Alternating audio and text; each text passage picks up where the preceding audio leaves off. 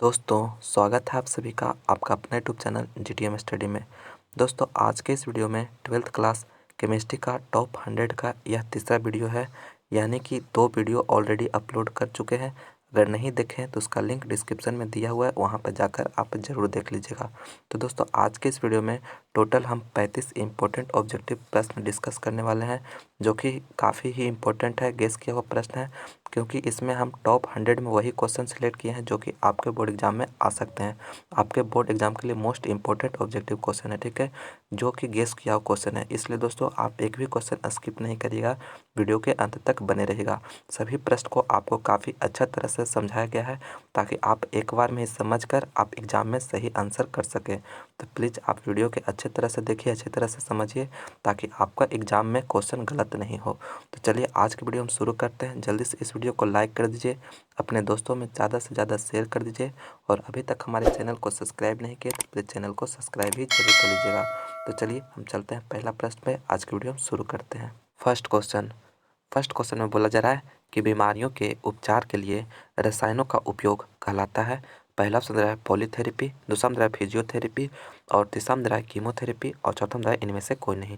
तो दोस्तों यहाँ पे बीमारियों के उपचार के लिए रसायनों का उपयोग, देखिए यहाँ पे रसायनों का उपयोग लिखा जा रहा है, तो कहलाता है, तो रसायनों का जिसमें मैंने इलाज के लिए बीमारियों का मैंने उपचार में रसायनों का जो उपयोग किया जाता है उसे जो है कीमोथेरेपी कहा जाता है, ठीक है। क्या कहा जाता है? कीमोथेरेपी।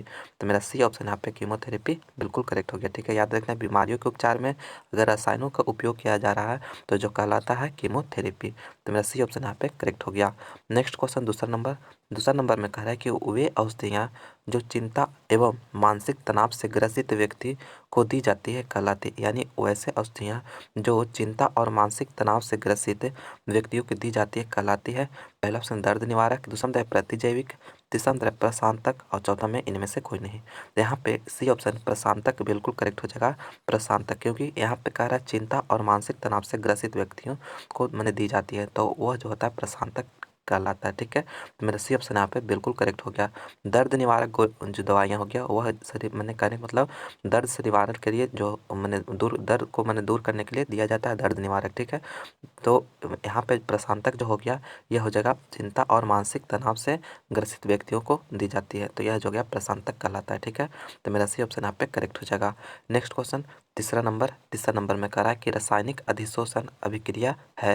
रासायनिक अधिशोषण अभिक्रिया है, तो देखिए रासायनिक अधिशोषण अभिक्रिया है उत्क्रमणीय, अनुक्रमणीय, बहुलीकरण, या इनमें से कोई नहीं। यानी फिजिकल एड्जॉर्प्शन जो रिएक्शन है वह कैसा है, रिवर्सिबल है या इरिवर्सिबल है, ठीक है। तो इसका जो यहाँ पे राइट आंसर हो जाएगा रासायनिक अधिशोषण जो होता है वह जो होता है इरिवर्सिबल होता है, ठीक है। आपको याद रखना इरिवर्सिबल, तो मेरा बी ऑप्शन यहाँ पे बिल्कुल करेक्ट हो जाएगा इरिवर्सिबल। यानी फिजिकल, अगर आपको फिजिकल पूछा जाएगा तो वहाँ पे रिवर्सिबल हो जाएगा, लेकिन यहाँ पे रासायनिक यानी जो है केमिकल एड्जॉर्प्शन रिएक्शन पूछा जा रहा है तो मेरा इरिवर्सिबल हो जाएगा, यानी अनुकरणीय, ठीक है। तो मेरा बी ऑप्शन यहाँ पे बिल्कुल करेक्ट हो गया। अगर आपको यहाँ पे जो दिया भौतिक अधिशोषण दिया रहता तो वहाँ पे उत्क्रमणीय हो जाता, ठीक है। दोनों आप याद रखिएगा, तो यह फिजिकल के लिए हो जाता है और यह जो होता है केमिकल के लिए होता है, ठीक है। दोनों को आप याद रखिएगा। नेक्स्ट क्वेश्चन, तो बी ऑप्शन यहाँ पे करेक्ट हो गया। नेक्स्ट क्वेश्चन चौथा नंबर में कह रहा है कि विद्युत क्षेत्र में कोलाइडी कणों की गति कहलाती है, यानी विद्युत क्षेत्र में कोलाइडी कणों की जो गति होती है वो कहलाती है। पहला ऑप्शन रहा है अपवहन यानी डायलिसिस, दूसरा रहा है वैद्युत संचलन यानी इलेक्ट्रोफोरेसिस, और तीसरा रहा है पेप्टिकरण, ठीक है, पेप्टिजाइजेशन, इनमें से कोई नहीं। तो यहाँ पे 4 ऑप्शन दिया है और कह रहा है कि विद्युत क्षेत्र में कोलाइडी कणों की गति जो होती है कहलाती है। तो इसका जो राइट आंसर हो जाएगा वह वैद्युत कण संचलन यानी इलेक्ट्रोफोरेसिस, ठीक है। तो मेरा बी ऑप्शन यहाँ पे बिल्कुल करेक्ट हो गया, इलेक्ट्रोफोरेसिस। काफ़ी इंपॉर्टेंट प्रश्न है दोस्तों, अच्छी तरह से इसे याद रखिएगा। तो मेरा बी ऑप्शन यहाँ पे करेक्ट हो गया। नेक्स्ट क्वेश्चन पाँचवा नंबर में कह रहा है कि पायस एक कोलाइडी विलियन है, यानी पायस जो होता है एक कोलाइडी विलियन है, ठीक है। तो पायस के इंग्लिश में इमल्सन बोला जाता है, ठीक है, इमल्सन। तो यहाँ पे दो ठोस का, दो द्रव का, दो गैस का, या एक ठोस एक द्रव का। तो दोस्तों पायस जो होता है इमल्सन जो होता है यह जो होता है दो द्रवों का मिश्रण होता है, ठीक है, दो द्रवों का कोलाइडी विलियन होता है, ठीक है। तो मेरा बी ऑप्शन यहाँ पे बिल्कुल करेक्ट हो जाएगा, दो द्रवों का, यानी पायस जो होता है यानी इमल्सन जो होता है इमल्सन जो होता है यह जो होता है दो दो द्रवों का माने विलयन होता है। ठीक है, वैसा द्रव इमल्सन जो होता है, वैसा द्रव जो होता है जिसमें जो है दोनों मिक्स ना हो। ठीक है, यानी कि जैसे कि वाटर हो गया, वाटर और ऑयल। ठीक है, वाटर एंड ऑयल जो है इमल्सन का एग्जाम्पल हो गया।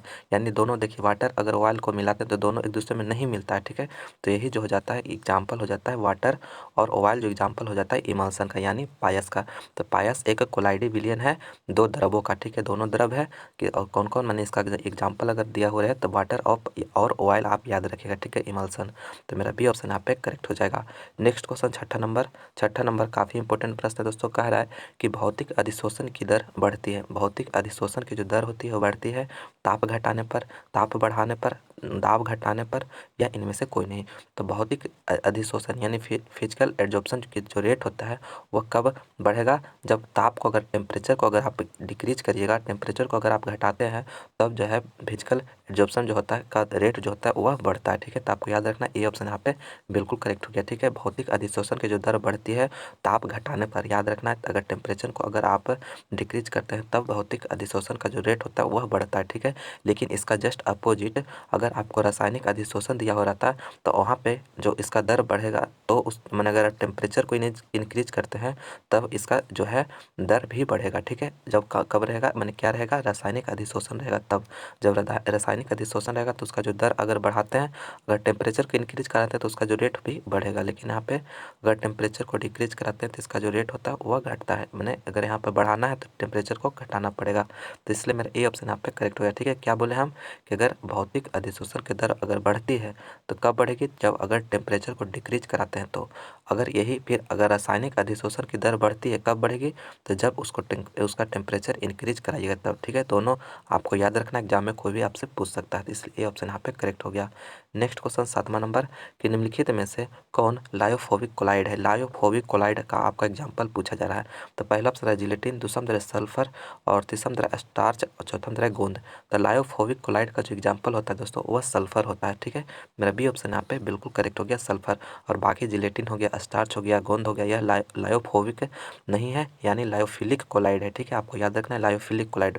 पहले हम इस पर प्रश्न आपको करवा चुके हैं, यह भी काफ़ी इंपॉर्टेंट प्रश्न बनता है, तो इसे भी आप याद रखिएगा। इससे एक क्वेश्चन आपके एग्जाम में जरूर रहता है। ठीक है, लायोफोबिक यहाँ पे पूछा जा रहा है तो यहाँ पे सल्फर हो जाएगा, लेकिन यही अगर लायोफिलिक पूछा जाता तो मेरा जिलेटिन, स्टार्च, गोंद ये सभी हो जाता। ठीक है, तो मेरा बी ऑप्शन यहाँ पे करेक्ट हो गया। नेक्स्ट क्वेश्चन 8वां नंबर में कह रहा है कि अमोनिया को किस विधि से बनाया जाता है। अमोनिया को जो है किस विधि से बनाया जाता है। पहला ऑप्शन है हैबर विधि, दूसरा ऑप्शन है संपर्क विधि, तीसरा ऑप्शन है ओस्टवाल्ड विधि, और चौथा में इनमें से कोई नहीं।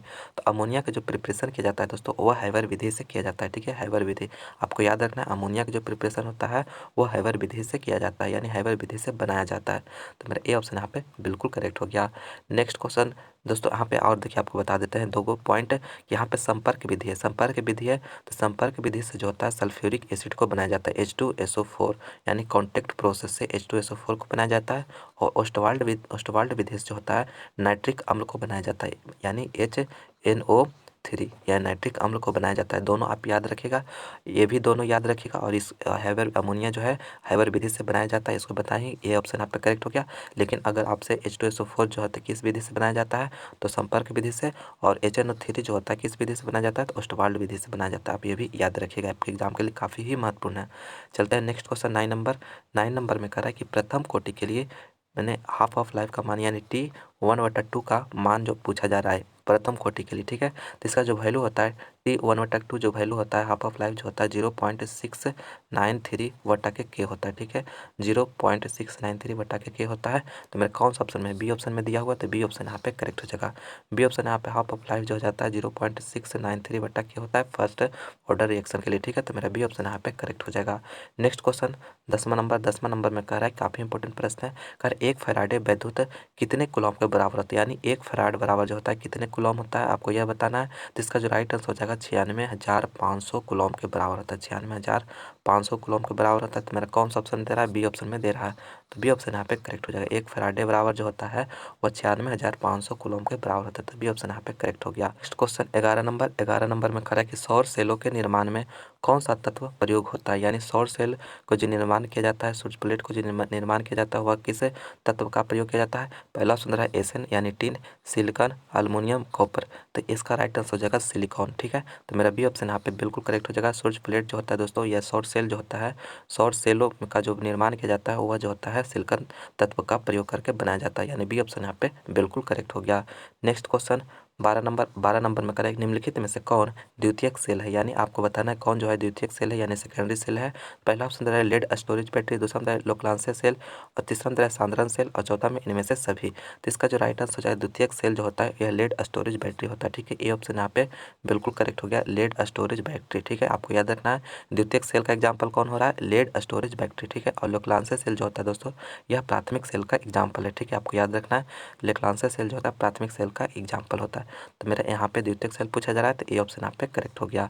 नेक्स्ट क्वेश्चन 13 नंबर में कह रहा है कि अभिक्रिया के कोटि मान हो सकता है, यानी अभिक्रिया का जो कोटि मान होता है वह हो माने ऑर्डर जो का वैल्यू होता है वह क्या क्या हो सकता है, धनात्मक हो सकता है, ऋणात्मक हो सकता है, भिन्नात्मक हो सकता है, इनमें से सभी।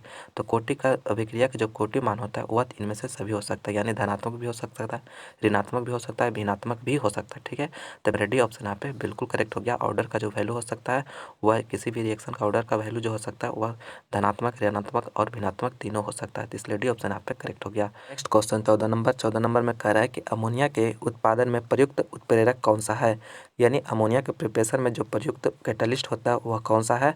तो पहला ऑप्शन है Al2O3, दूसरा में Fe+MO, और तीसरा में CuO, और चौथा में Pt यानी प्लेटिनम। तो अमोनिया के जो प्रिपरेशन में जो प्रयुक्त कैटलिस्ट होता है वह आयरन और मेबिलिडेनम होता है। ठीक है, तो मेरा बी ऑप्शन यहाँ पे करेक्ट हो गया, Fe+MO। तो यहाँ पे मेरा जो हो गया बी ऑप्शन यहाँ पे करेक्ट हो गया। काफ़ी इंपॉर्टेंट प्रश्न है दोस्तों, अच्छे तरह से इसे याद रखिएगा। नेक्स्ट क्वेश्चन करने से पहले दोस्तों प्लीज़ इस वीडियो को लाइक नहीं किया तो लाइक जरूर कर लें, ज़्यादा से ज़्यादा अपने दोस्तों में शेयर करें, और अभी तक हमारे चैनल को सब्सक्राइब नहीं किया तो प्लीज़ चैनल को सब्सक्राइब भी जरूर कर लीजिए। नेक्स्ट क्वेश्चन 15 नंबर में कह रहा है कि मलेरिया में प्रयोग किए जाने वाले औषधि है। मलेरिया में अगर किसी व्यक्ति को मलेरिया हुआ रहता है तो उसमें प्रयोग किए जाने वाला औषधि है या कौन है।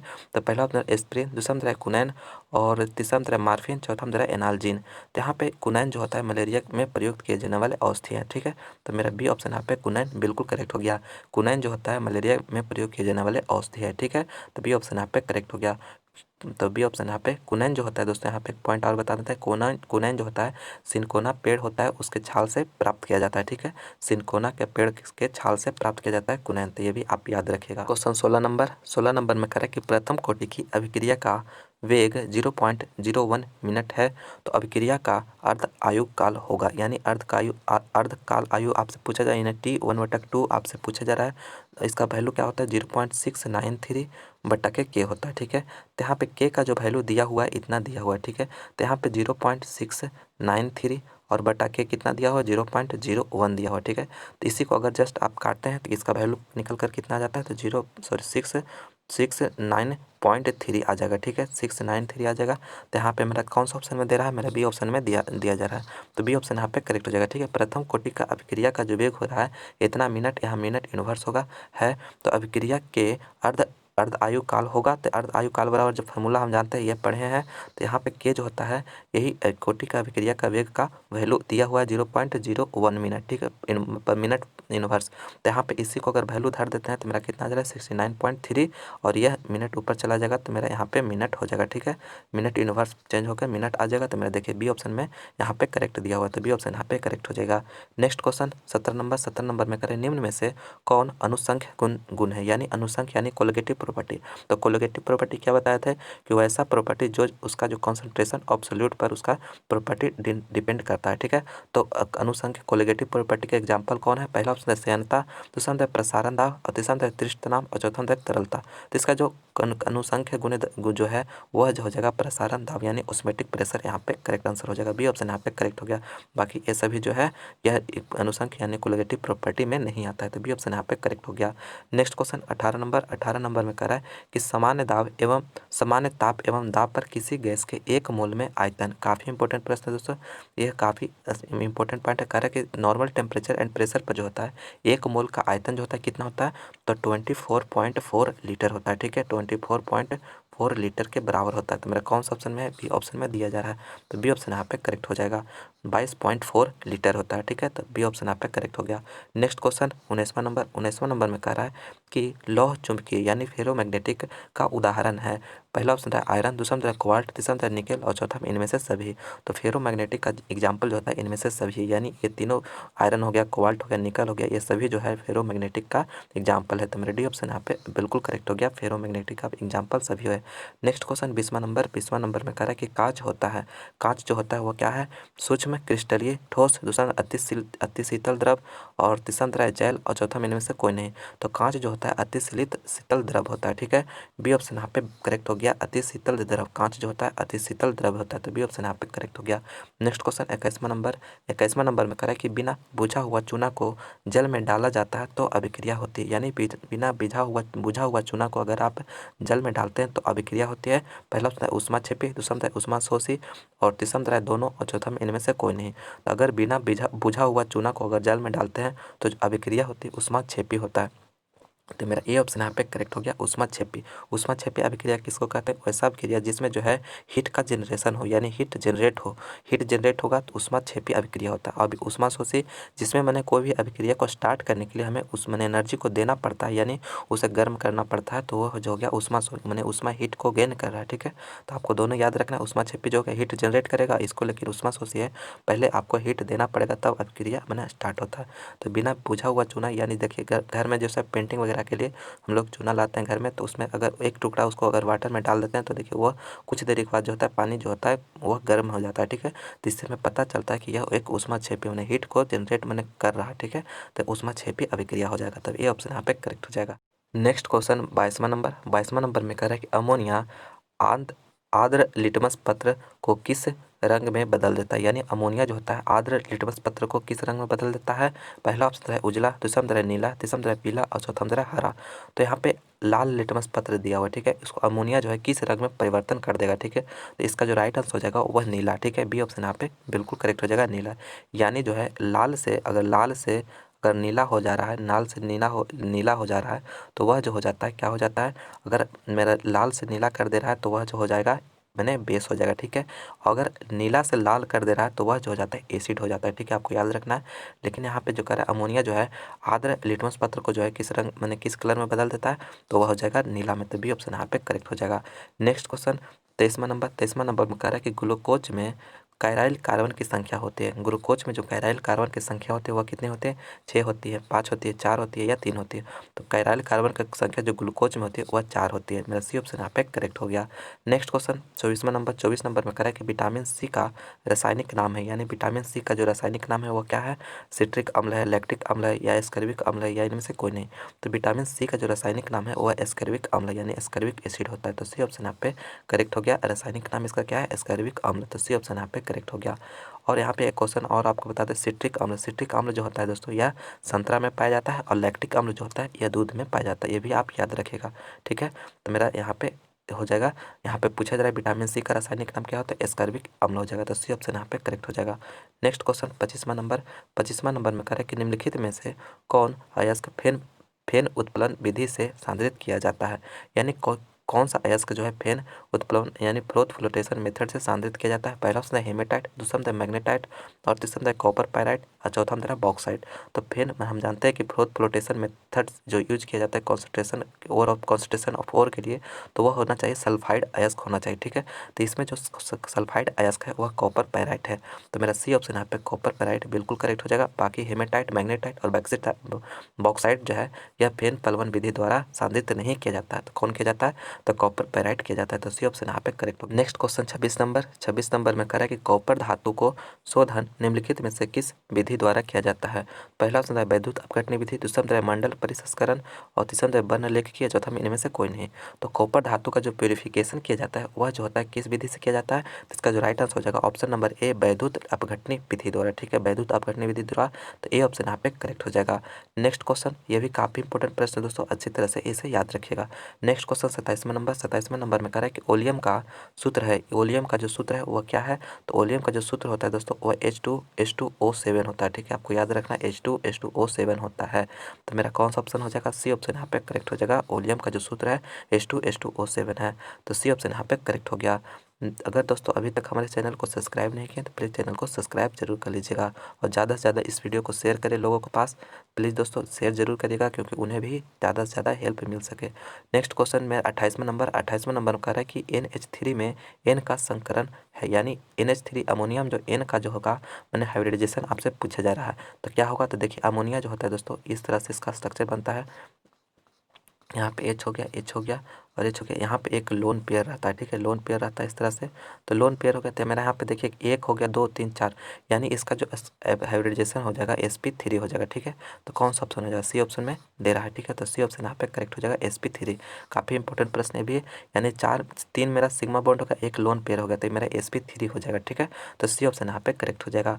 नेक्स्ट क्वेश्चन 29 नंबर में करेक्ट निम्नलिखित में से कौन गैस एकल परमाणुक है, यानी कौन सा गैस जो है एकल परमाणुक है, यानी जिसमें एक ही परमाणु उपस्थित हो। ठीक है, तो पहला ऑप्शन है क्लोरीन, दूसरा ऑप्शन है हीलियम और तीसरा ऑप्शन है नाइट्रोजन, चौथा ऑप्शन है ऑक्सीजन। तो क्लोरीन जो होता है दोस्तों यहाँ पे इस तरह से इसका होता है, हीलियम होता है और नाइट्रोजन जो होता है N2 हो गया और ऑक्सीजन जो होता है O2 होगा। यानी इसमें भी 2 परमाणु है, इसमें भी 2 परमाणु, इसमें भी 2 परमाणु, लेकिन जो है हीलियम जो है सिर्फ और सिर्फ एक ही परमाणु है। तो यही मेरा राइट आंसर हो जाएगा, बी ऑप्शन यहाँ पे करेक्ट हो जाएगा। हीलियम जो है एकल परमाणुक गैस है, तो बी ऑप्शन यहाँ पे करेक्ट हो गया। नेक्स्ट क्वेश्चन 30वां नंबर में कह रहा है कि कपड़ा धोने का सोडा होता है, यानी कपड़ा धोने वाला सोडा का जो है इसका केमिकल फार्मूला यानी रासायनिक सूत्र होता है वो क्या होता है, तो आप याद कर लीजिएगा दोस्तों, काफ़ी इंपॉर्टेंट है। Na2CO3 इंटू 10H2O होता है। ठीक है, Na2CO3 इंटू 10H2O पूरा आप याद रखिएगा इस फार्मूला को, क्योंकि यह काफ़ी ही कौन सा ऑप्शन में दे रहा है, सी ऑप्शन में दे रहा है, तो सी ऑप्शन यहाँ पे करेक्ट हो गया। दोस्तों अगर यह मेरा जो है फिजिक्स केमिस्ट्री टॉप 100 का यह तीसरा वीडियो है, अगर आप पहला वीडियो और दूसरा वीडियो नहीं देखें तो उसे भी आप जरूर देख लीजिए, क्योंकि आप उसमें जो है तीनों मिलाकर हम आपको 100 क्वेश्चन प्रोवाइड किए हैं। टॉप 100 आपको केमिस्ट्री का क्वेश्चन प्रोवाइड किया है, जिसमें काफ़ी इंपॉर्टेंट प्रश्न कराया गया है जो कि आपके बोर्ड एग्जाम के लिए गेस किया हुआ प्रश्न है दोस्तों। तो प्लीज़ आप इस वीडियो को जरूर देखिए क्योंकि आपके बोर्ड एग्जाम के लिए काफ़ी ही महत्वपूर्ण है। चलता है next question. Next question 31 number में कह रहा है, काफ़ी इंपॉर्टेंट प्रश्न है दोस्तों, इसे अच्छी तरह से समझिएगा कि निम्नलिखित में से कौन रंगीन लवण बनाता है। रंगीन लवण बनाता है कौन, जो है रंगीन लवण, आपको 4 ऑप्शन दिया हुआ है, इसमें रंगीन लवण कौन बनाएगा। ठीक है, तो यहाँ पे आपको इसको रंगीन लवण पकड़ने के लिए दोस्तों आपको यहाँ पे देखिए सभी का, आपको मैंने कहने का मतलब आपको जो है इसको इलेक्ट्रॉनिक कॉन्फ़िगरेशन लिखना पड़ेगा। ठीक है, तो Cu+ हो गया, Cu+ हो गया, तो इसका कहने का मतलब कॉपर का जो एटॉमिक नंबर होता है कितना होता है, 29 होता है। ठीक है, तो इसमें एक इलेक्ट्रॉन चला गया है तो 28 हो गया, तो इसका अगर आप लिखते हैं तो AR मैंने आर्गन और यहाँ पे 3D 10 हो जाएगा, तो यहाँ पे जोड़ के मेरा 28 हो जाएगा। तो यहाँ पे मेरा ये इसका हो गया और इसका जो हो गया क्या हो जाएगा, Zn ये भी 28 हो गया, क्योंकि यहाँ पे 30 और 2 चला गया तो ये भी 28, तो आर्गन यहाँ पे 3D 10 हो जाएगा। और यहाँ पे Ag+ है, यानी Ag+ जो हो गया, तो इसका अगर आप लिखते हैं तो इसका Kr हो गया और यहाँ पे 4D10 हो जाएगा और Fe3+ मैंने इसका प्लस, तो यहाँ पे Fe का होता है 26 और उसमें से 3 चला जाएगा तो मेरा 23 हो जाएगा। ठीक है, तो यहाँ आर्गन हो गया 18 और इसमें अगर आप 3D5 करते हैं तो मेरा 23 हो जा रहा है। ठीक है, तो यहाँ पे देखिए कलर, यानी आपसे पूछा जा रहा है कि कलर कौन हो जाएगा, कलर साल्ट कौन बनाएगा। ठीक है, तो यहाँ पे आपको हम बता देते हैं कि अगर यहाँ पे अगर आपका जो है अनपेयर्ड इलेक्ट्रॉन होगा। ठीक है, अनपेयर्ड इलेक्ट्रॉन होगा, आपको याद रखना है अनपेयर्ड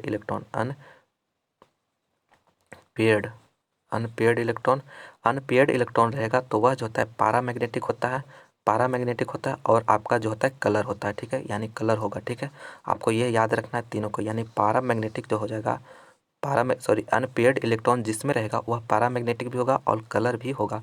तो देखिए यहाँ पे 3d10 यानी इसमें अगर यह मेरा 10 यानी ये पेयर्ड इलेक्ट्रॉन है, ये भी पेयर्ड इलेक्ट्रॉन है, ये भी पेयर्ड, लेकिन यहाँ पे 5 जो है पेयर्ड इलेक्ट्रॉन नहीं, एक यहाँ पे मैंने बच जाएगा। तो यह जो हो गया मेरा डी ऑप्शन जो हो जाएगा यह कलर हो जाएगा। ठीक है, कलर हो जाएगा।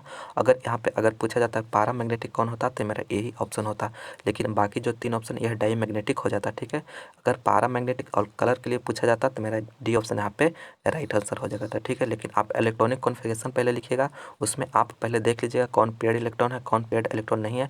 तो यहीं से हम पैरामैग्नेटिक और कलर भी मैंने चेक करते हैं। ठीक है, और देखिए यहाँ पे आपको एक ट्रिक बता देते हैं। देखिए यहाँ पे लिखा हुआ है CPU मैंने कंप्यूटर का जो ब्रेन कहा जाता है CPU को कहा जाता है। ठीक है, CPU को कहा जाता है। तो यहाँ से C हो गया यानी कलर, और P से हो गया पैरामैग्नेटिक, और U से हो गया अनपेयर्ड। ठीक है, यानी कलर जो होगा वह पैरामैग्नेटिक होगा और U होगा यानी अनपेयर्ड। ठीक है, आपको याद रखना, इस तरह से आप ट्रिक लगा लीजिएगा, आप जिंदगी में कभी भी नहीं भूलिएगा। ठीक है, कलर CPU याद रखना खाली आपको।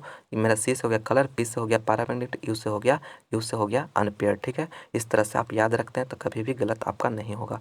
और यही अगर मेरा जो हो गया जस्ट इसका उल्टा हो जाता है, यानी जो मेरा पेयर्ड इलेक्ट्रॉन होता है, पेयर्ड इलेक्ट्रॉन जिसमें रहेगा वह डाईमैग्नेटिक होता है और वह जो होता है कलर लेस होता है। ठीक है, कलर लेस होता है, आपको याद रखना है कलर लेस होता है। ठीक है, जो पेयर्ड इलेक्ट्रॉन होता है वह जो होता है डायमैग्नेटिक होता है और यह जो होता है कलर लेस होता है। तो आपको ये भी याद रखना, आपके एग्जाम में पूछ सकता है।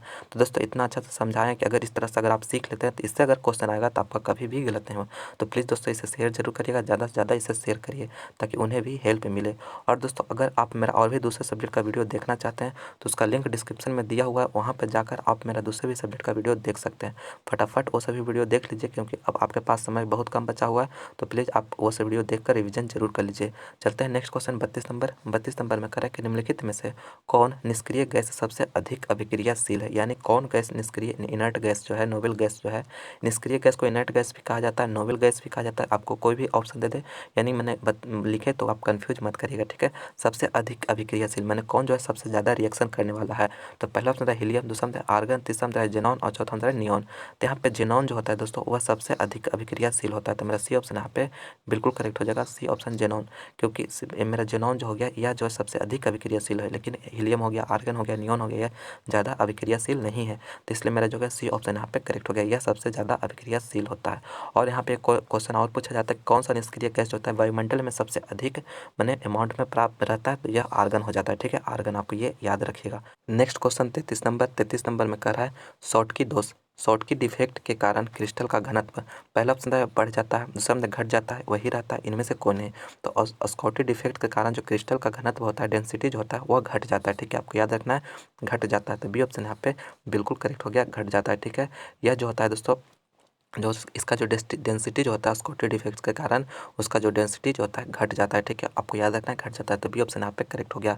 नेक्स्ट क्वेश्चन 34 नंबर में करें कि डी ऑर्बिटल का आकार होता है। तो डी ऑर्बिटल का आकार होता है, पहला ऑप्शन है गोलीय, दूसरा है डम्बल, तीसरा है डबल डम्बल और चौथा में इनमें से कौन है। तो डी ऑर्बिटल का जो आकार होता है दोस्तों वह डम्बल होता है। ठीक है, आपको याद रखना है डम्बल। तो बी ऑप्शन यहाँ पे करेक्ट हो गया।